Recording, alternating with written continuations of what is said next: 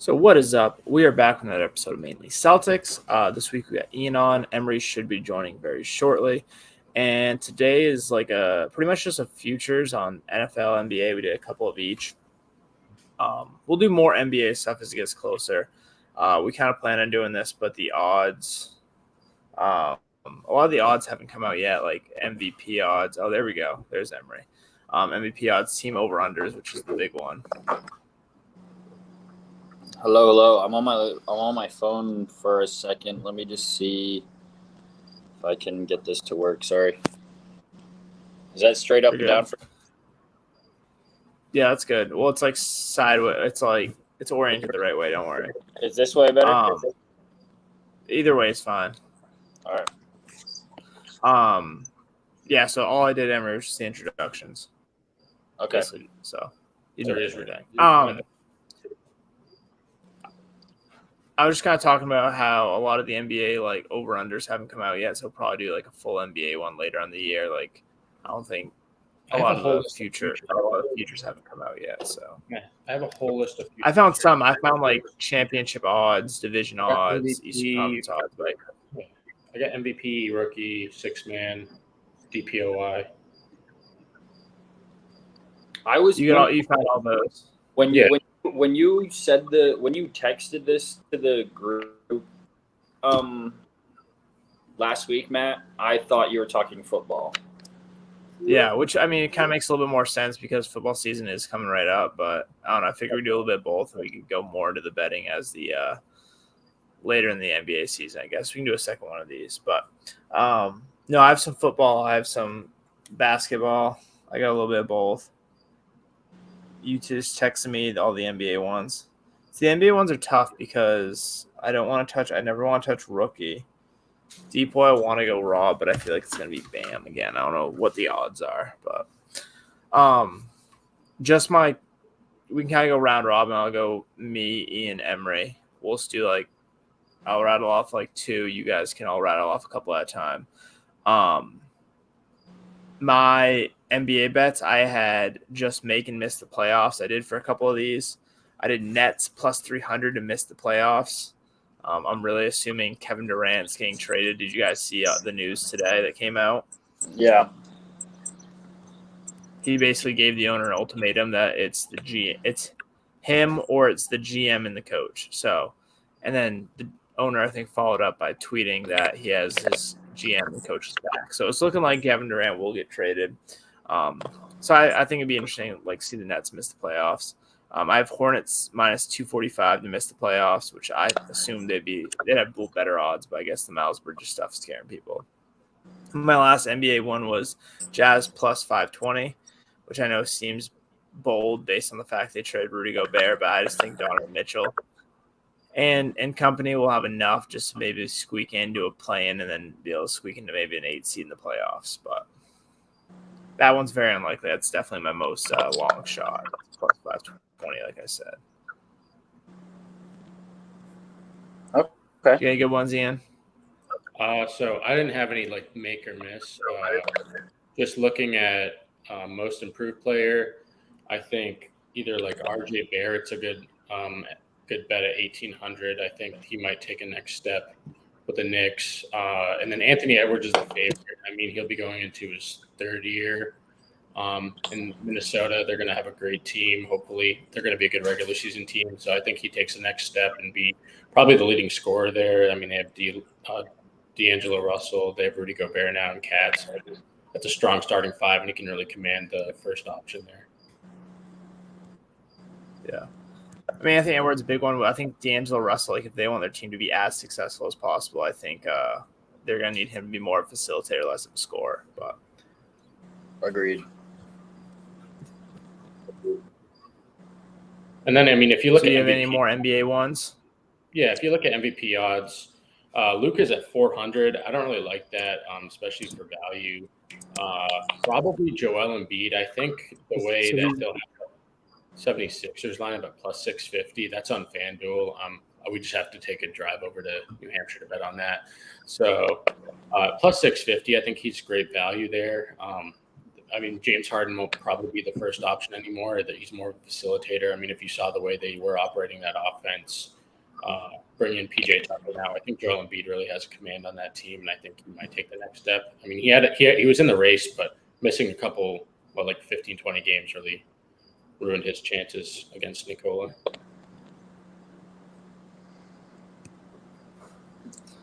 I mean, my big thing with Joel Embiid. Yeah, the big thing with Embiid in the past is like usually too like, I think we're on a little bit of a delay somewhere, but the Sixers in the past have really struggled when Embiid's left the court. I think having PJ Tucker is certainly going to help that a little bit. He's just a good defender. Oh, Emery's gone. Okay, I'm sure he'll be back soon. But no, I really like the Embiid pick. I actually was like, as far as the Atlantic goes, I think the Sixers were like plus 275 to win the Atlantic. Yep. And I kind of like that. Like, I think the Celtics, if they're smart, they should be resting a lot of guys. They should like lower the minutes. So I wouldn't be surprised if the Sixers finish with a better record. I still think the Celtics are a better playoff team, but I would not be surprised at all if the Sixers have the best record in the Atlantic, and that would be like close, probably number one seed for the Sixers, which would help Embiid's case for MVP. Yeah, I mean, at 650, that's just good odds. I mean, my unit size when I do bet is only $20. So, I mean, 20 to win, $130 is pretty good. Pretty good value. Now to Emery. To me, I have a few NBA ones. Most of what I was looking at.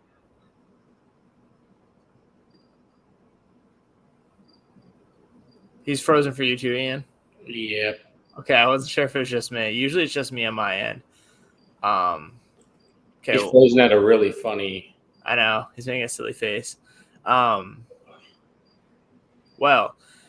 in hopes he comes back, I guess we could rattle off. I got like one more NBA one. One more NBA one? Sure, shoot. Yeah, I know. I mean, you said you stay away from rookies, but I really do like just taking Paolo Banchero at plus 300. It's and like that's what I feel like I do every year. I feel like I just like want to take the number one pick just because he's the number one pick. I mean, if you look at the NBA Rookie of the Years, the last I think it's probably 5 to 10. We had a couple off years, but I mean, Cade absolutely should have won, I thought, but then Scotty did. You got LaMelo, Ja, Luka.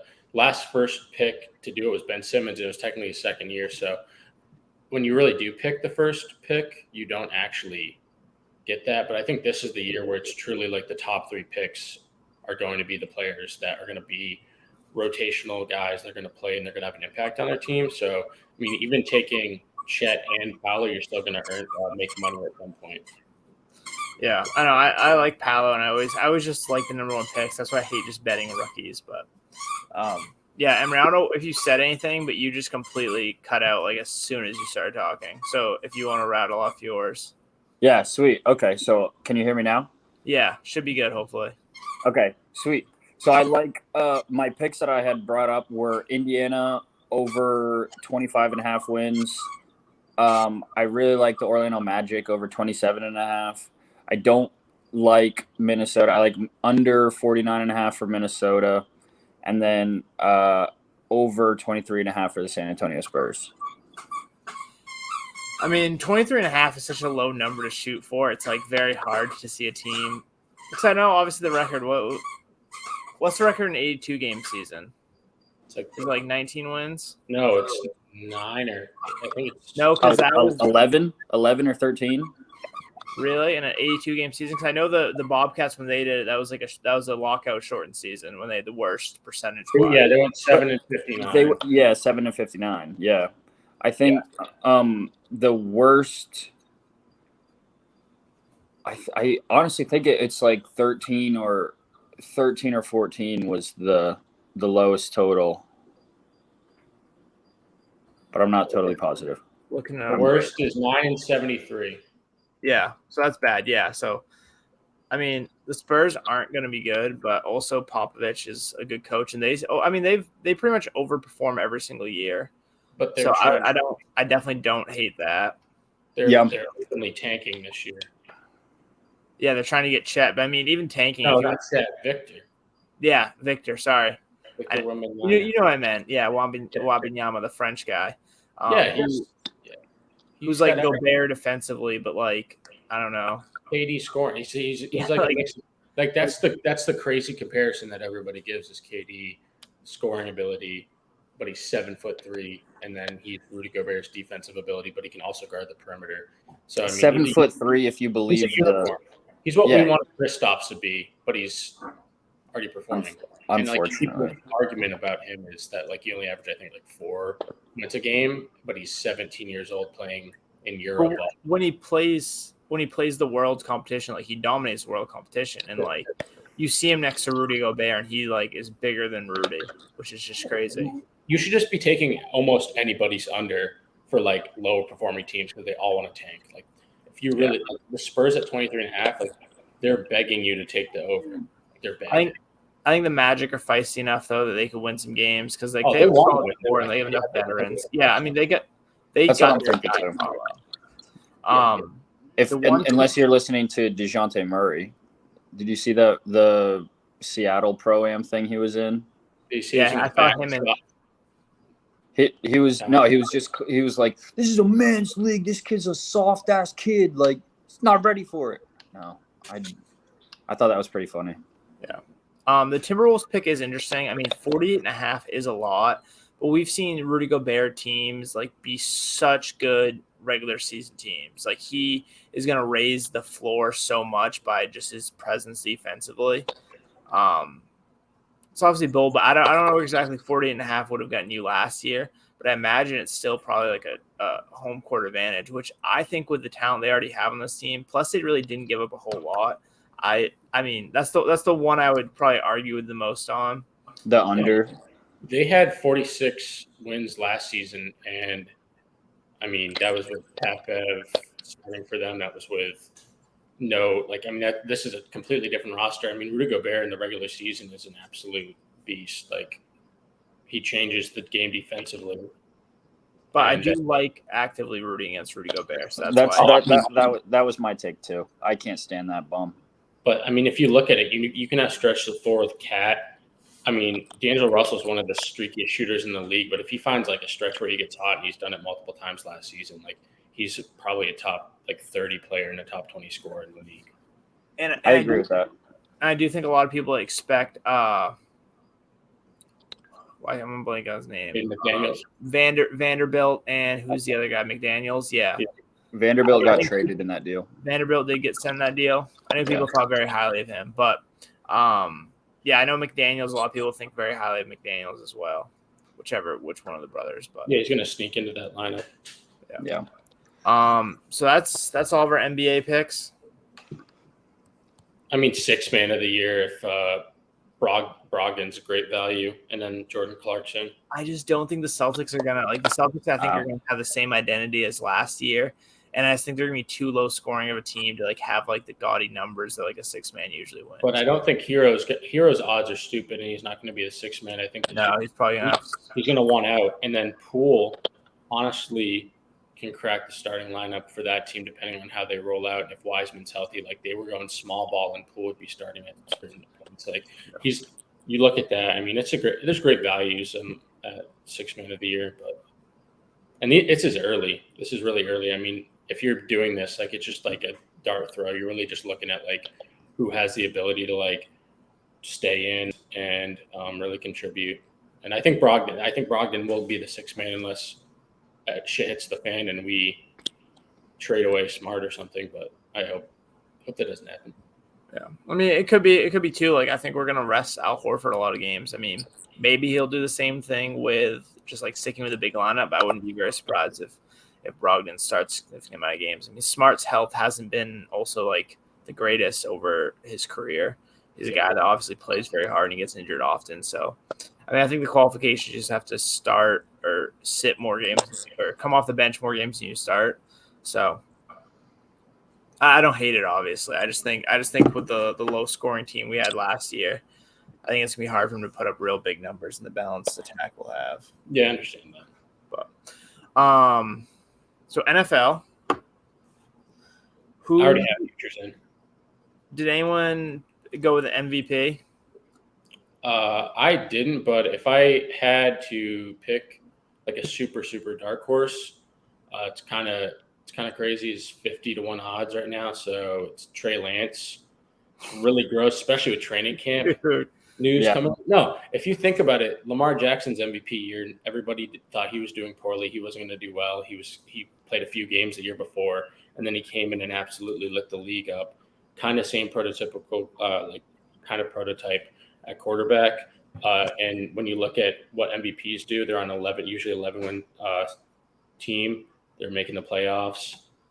They're throwing for like 3,000 yards plus.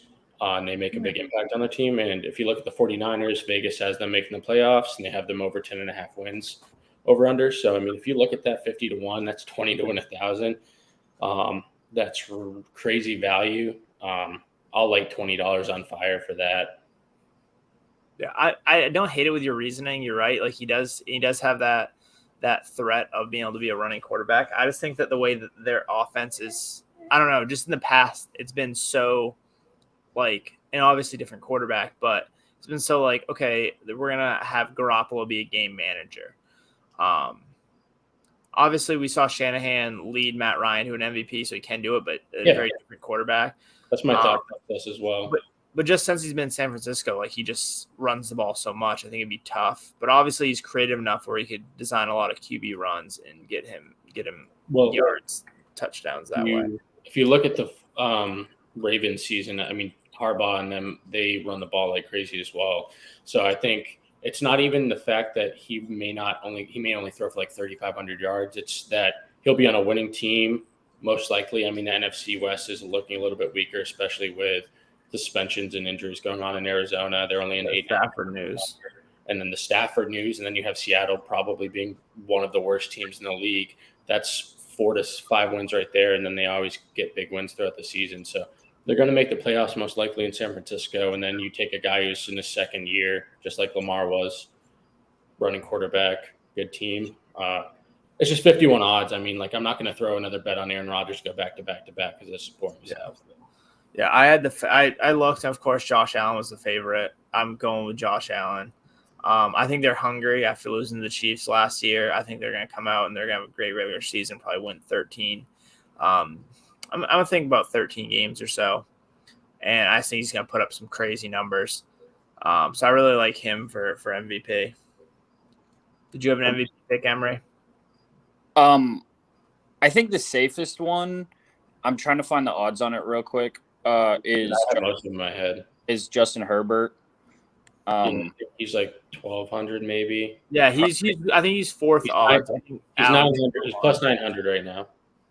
Yeah, and I remember talking to one of you guys about this last year. I mean, like second year quarterback. I mean, Pat Mahomes and Lamar Jackson sort of blazed the trail for that sort of mentality where second year quarterback in a phenomenal offense, ready to take the next step.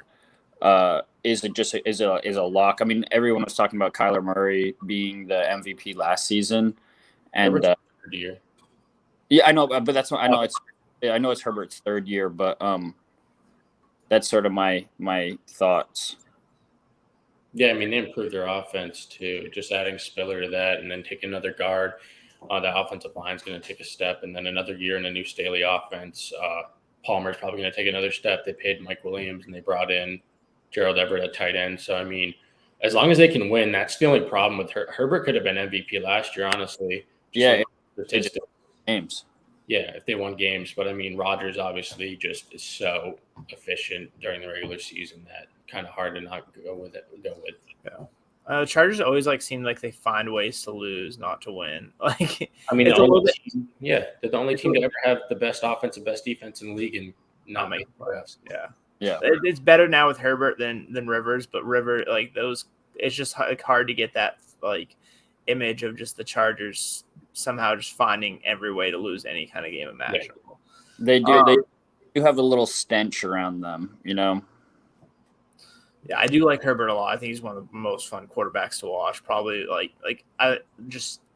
him, Mahomes, Burrow, and Allen. I think are just so much fun to watch them play. Yeah, they're great. And then if just quick tip, if you are listening and you do want to bet, don't take a running back or wide receiver. Just don't do it. No, MVP. Yeah, I know. I just didn't even MVP is a quarterback or bust. But you look at Cooper Kupp's historic season last year, and he didn't even. I don't think he got a vote. Yeah, I think he's one of 4 players to ever win the receiving Triple Crown. He just didn't win MVP, and it was on one of the best teams in football. Yeah, and he just didn't win MVP. But but an award of wide receiver or running back could win would be Offensive Player of the Year. Do you guys have any particularly strong opinions about anyone for Opoy? I personally, I think Justin Jefferson has a really good shot. I liked him because his odds were kind of a little bit of a long shot odds at plus 2,000. That's a great. I just think a lot of people are thinking Cooper Kupp because obviously he's coming off that season. I think Justin Jefferson. I know Kirk Cousins' ceiling's fairly limited, but he's also just like a beast of a player, and I think he's a guy that could get a ton of touchdowns. He could just have a crazy year. I think he'll continue to get better from this season and next. I know a lot of guys like him as the wide receiver number 2 in most fantasy projections as well. I think it's looking like wide receiver. It's actually wide receiver 2 on via Vegas Insiders is Devontae Adams at plus 1,400, which is another decent pick, I believe. I mean, if Oakland made a huge splash in trading for Adams and Oakland. I can the whole Vegas thing. I can't really fully wrap my head around it. I still want to call them the Oakland Raiders. It just sounds way better. We're not going to talk about them, but the Commanders too. But Devontae Adams at plus 1,400 for Offensive Player of the Year seems very plausible. Travis Kelce at 4,000 is another good value pick. Kelce is going to get 140 to 160 targets this year, and I think he has the opportunity to do that. When was the last time a tight end won? Did Gronk win it? The year he caught 25 touchdowns. Nobody ever talks about Offensive Player of the Year anyways. I mean, you never really – like, who won last year? Was it Jonathan Taylor? I think it was Cooper Jonathan Kupp. Taylor. Oh, just kidding. Or was it Kupp? How did Cooper Kupp not win it? I think he did. It seems like that would have to be Cooper Kupp. No one really talks about it because it's basically like the wide receiver running back award now. They don't like to give it to quarterbacks back to like – but – Hold on. I'm trying to find this. It is very stupid that there's a MVP and an Offensive Player of the Year because essentially they should be the same thing. But yeah, it's just turned into a lot of the running back and wide receiver award for the most part. While I'm looking that up, Rookie of the Year, I'm going with I don't watch any college football, but I'm going with my guy that you guys all told me is just an absolute monster in Breece Hall. I think he's got the best odds second best odds behind Olave at plus 725. I got Breece Hall at plus 800 on Vegas Insider here. Even better. I don't know. I took him at plus 850 on the book already. So 20 to win, like 160 something. Yeah, so I like Breece Hall just because he's on my fantasy team, and I'm just rooting for the success of my dynasty team. And from what everyone's told me that actually watches college football, he's that deal. So.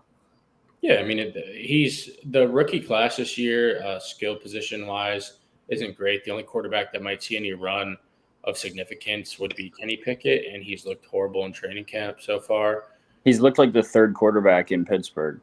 So, I mean, if you look at it, you have Olave, who I don't like senior wide receivers coming out. They rarely ever succeed the last 10 years or something. That's on Debbie Yusuf, if you want to look that up. EUSUF. He mainly talks about that. But I mean, if you look at it, it's just Breece Hall, and then I think Drake London and Traylon Burks. And Traylon Burks, I'm a big fan of him, but he's not looked well in the training camp. So I mean, as long as this Jets offense can succeed a little bit and Breece Hall gets some run, there's no reason why he can't be Rookie of the Year. So, per Vegas Insider, if you guys just want to hear the numbers, Offensive Rookie of the Year odds, Kenny Pickett's coming in first at plus 700, and then London, Olave, and Hall all at plus 800. Traylon Burks at plus 900, Garrett Wilson plus 1,100, Christian Walker Christian Watson, Kenneth Walker, Sky Moore, all at plus 12. And then we're getting to guys like Jameson Williams, James Cook at plus 1,400. James Cook is probably a great value pick, but it's not going to happen. You could potentially win something on that, but I don't think a receiving back is going to really do that. Yeah, he's a scat back. He won't do too much. Right. In that offense, he'll be like the fourth or fifth option. So yeah, if you look at it, it's really Drake London or Brees Hall in my eyes. I'm a Chris Olave believer because of how I'm also an Ohio State guy and I'm a fan of wide receivers that are NFL ready.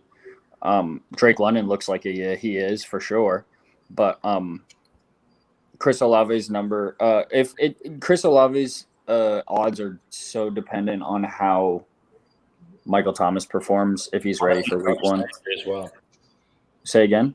Honestly, if Jarvis Landry performs, and then he'd be the fourth option truly if Alvin Kamara is healthy, Michael Thomas not suspended. Yeah, and not suspended, and if Jarvis Landry is playing up to par, which if you even look at it last season, his receiving grade was fine when Baker Mayfield had 2 arms. Right. No, so I guess you're right. Yeah, London and Brees Hall are probably the top 2 if Kenny Pickett doesn't turn it around in camp. Yeah.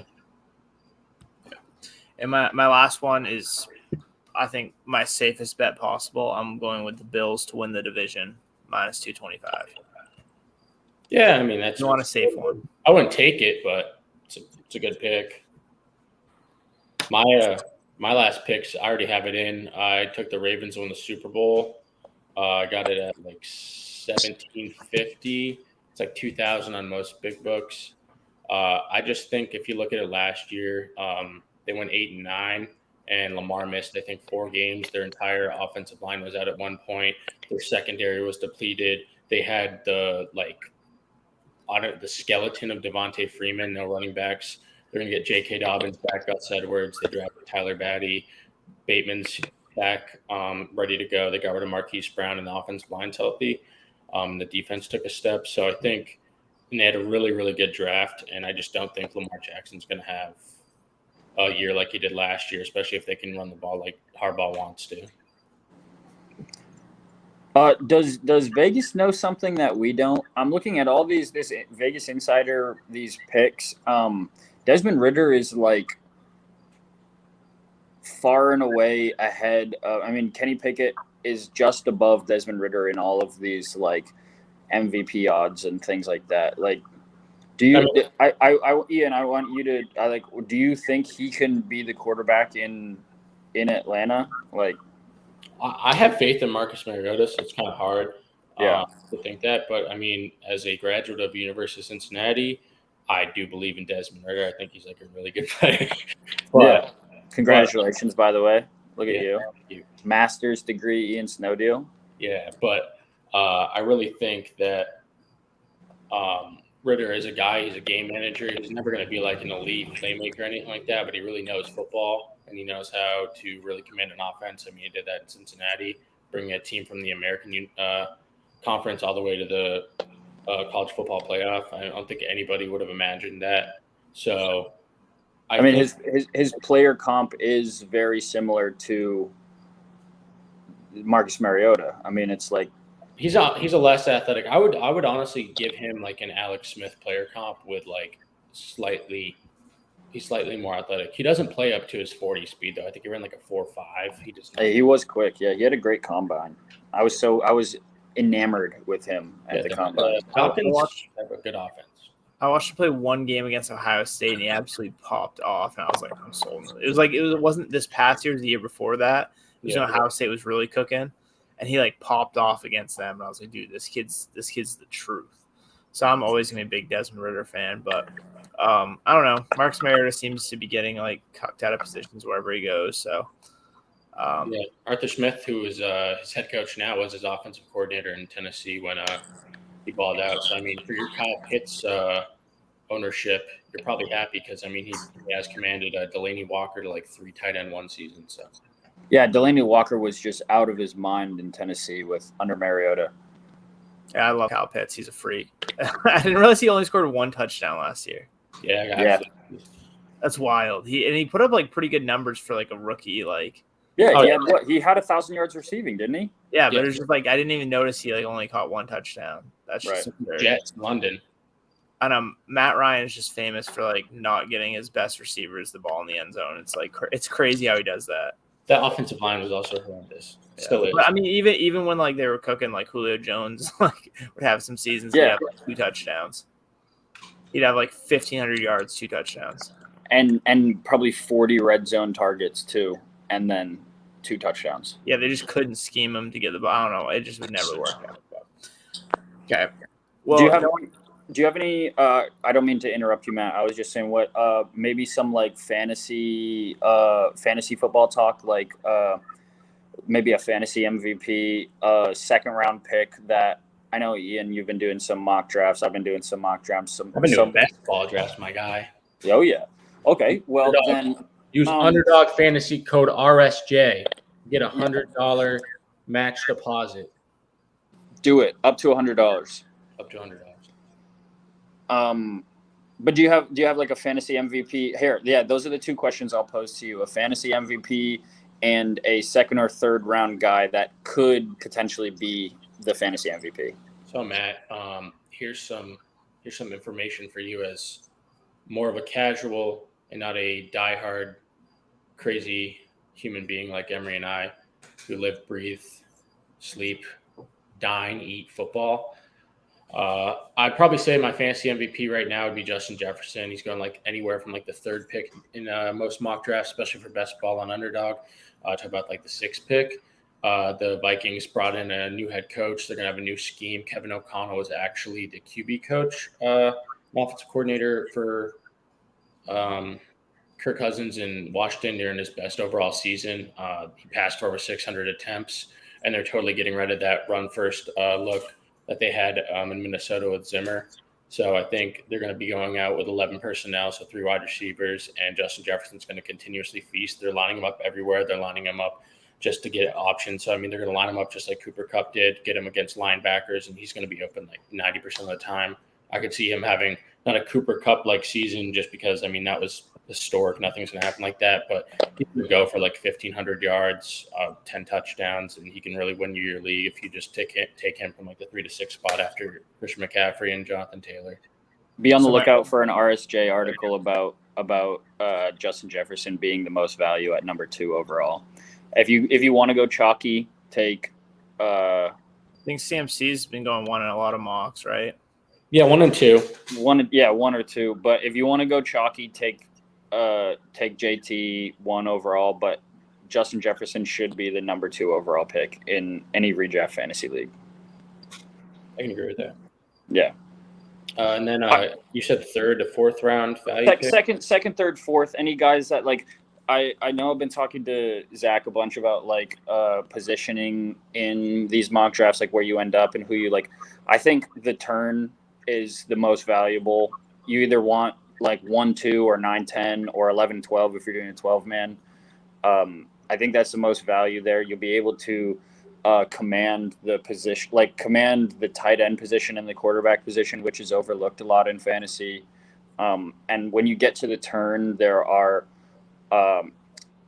there's so many more options because you could be the first guy to take a quarterback, first guy to take a tight end, and be able to sort of, like I said, commandeer the position and get the value that you need out of those guys. So, but go ahead. Yeah, second, third. I agree with the tight end look, but obviously I'm anti taking a quarterback in like the first 4 rounds just because if you look at I think Pat Mahomes finished QB3 last season, and he was only 3 points per game difference between like the QB 12.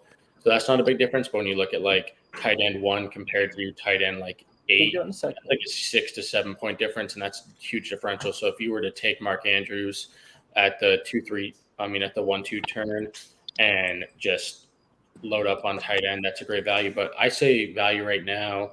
I would have said Allen Robinson, but I think Mike Thomas in like the 5th to 6th round. I think his underdog ADP right now is 63. Slant boy. Jameis Winston supported 2 wide receiver ones He threw 5,000 yards in Tampa Bay. Mhm. The only reason they threw for a historic low amount last season was because their wide receiver core was horrible.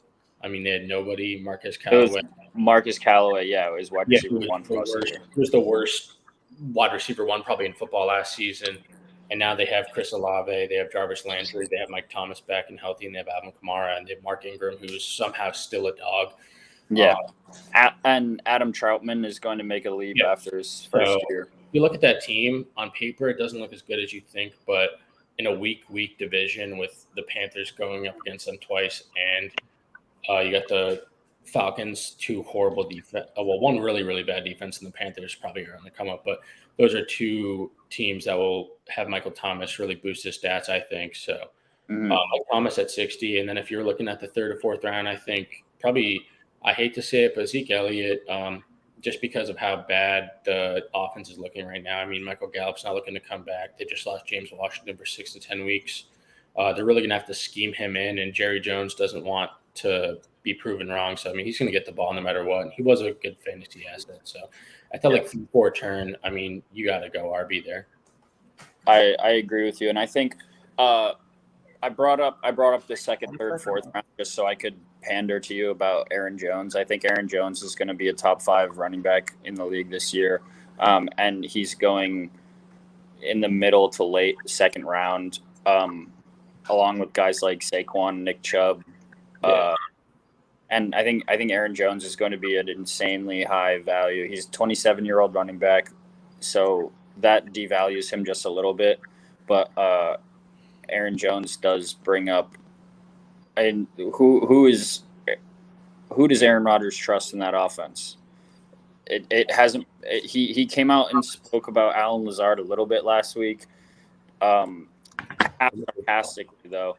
But Aaron Jones is the only viable like first team guy on that offense. Yeah, he so, finished as RB2 not last year, but the year before. He was the second overall running back. He has crazy boom weeks, and he can really line up anywhere. His only problem is he'll probably have like a 55-45 split, lose some goal line carries, so he's really gonna have to be viable in that red zone.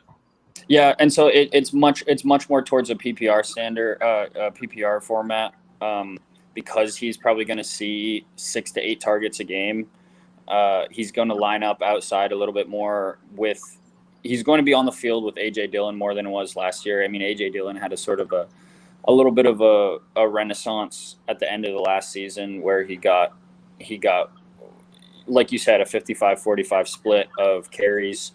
But I just think that he is the only viable, like, top tier offensive player on that Green Bay offense. I mean, it's a back-to-back MVP from Aaron Rodgers last year, and he's gonna feed him the ball. I agree with you. Justin Jefferson was probably my fantasy MVP moving forward, but I will make another. I'll say something different. Austin Eckler probably, in my own brain, I would take him third after Jonathan Taylor and Justin Jefferson in a redraft league or a best ball lineup. In my opinion, with that, we talked about Herbert a little bit earlier. He's going to get so many looks to catch the ball. The head coach is Joe Staley. First name, no, not Joe Staley. Yeah, Brandon Staley. Brandon, there we go. Joe Staley was an offensive lineman for the Browns. Or the Browns, yeah. No. But he's gonna look phenomenal. He's gonna have 600 to 800 receiving yards, 600 to 800 rushing yards, and last year he had 92 targets, and that number isn't going to change. He's going to see 60 to 80 receptions on 80 to 100 targets. So another fantasy MVP watch. Matt, do you have any idea on who's your fantasy MVP moving forward? I know you. I know you really your cards. Well, the reason I said Justin Jefferson, like I said, I picked him for my Opoy. I think a lot of people are going to be leaning Cooper Kupp. I know a lot of people are still probably drafting Cooper Kupp over him. I know a lot of people are probably still drafting JT and CMC over him. So if he is sliding down to like 4, possibly 5, I think 5's very unlikely. But if he's sliding down to 4, I think that's like great value for him, like 3, 4. Yeah, I mean that's my only big one. I think Kyle Pitts is going to be exciting. I've only been really watching my guys for the most part. Yeah. So Debo's your pick. Well, I'm not liking that the comments he made about not wanting the ball, like running the ball. So I think that's his contract. Did you see his contract incentives? That one, yeah. Oh, I didn't see it. No. So if he runs, if he gets like, I think it's every rushing touchdown he gets a bonus. Every like 500 yards he rushes in a single season, he gets a giant bonus. So like, I mean, he doesn't want to run the ball, but he's going to be incentivized to. So, and I love Debo. Debo's my favorite skill position player to watch. I think it's like if he gets like 50 receptions, it's another 350,000. If he gets 50 carries, it's another 350,000. It's incentivizing him to play like what he did last. So yeah, 499 yards rushing is what you're saying. Then they won't win the ball again. Yeah, we're gonna run you and get you to 500, and then they're gonna sit him. Yeah. No goal line carries because we don't want you getting any rushing touchdowns. Yep. No, I mean, like I said, I really like Justin Jefferson. I don't love Kirk Cousins, but same reasons. I was listening to the Fantasy Footballers today, and they were talking about him. So they're saying it's going to be a lot more pass-happy offense. So I think that bodes well for him. I don't believe in Trey Lance at all, though. So it doesn't matter, though. You don't need to believe in Jimmy G for Debo to – like, they're just – Kyle Shanahan he's an offensive genius. He will get his best players the ball no matter what. So I don't need to have confidence in Trey Lance to have confidence in my boy Debo. Ian, I had one more question for you, and that is the Eagles' offense. The Eagles' offense has become an interesting sort of piece of fantasy. Jalen Hurts finished as quarterback 6 last year due to his rush ability. Code. Exactly, and the addition of AJ Brown, especially with all the news coming out of camp, do you think AJ Brown has the opportunity to, or do you think the Eagles have an opportunity to have a top 5 quarterback and a top 5 wide receiver? I don't think top 5 just because of volume. Nick Sirianni really likes to run the ball. Even though they had Devontae Smith, kind of out on him right now in fantasy. Miles Sanders is going to get some touches. Kenny Gainwell is looking really good. But I mean, if you look at AJ Brown, he's electric. And also a low volume offense. He's finished as a wide receiver, high end wide receiver 2. I don't think he's had a wide receiver 1 finish. I know that connection they have just because they are like young friends from childhood. So you could see one of those like kind of Breakfast Club connections that we saw last year. But I don't think I would try to stack that or anything. AJ Brown's a good value at the 3rd round right now. Or late 2nd, early 3rd. I have not taken him in a single draft. Actually, I have 0 exposure. Kind of crazy.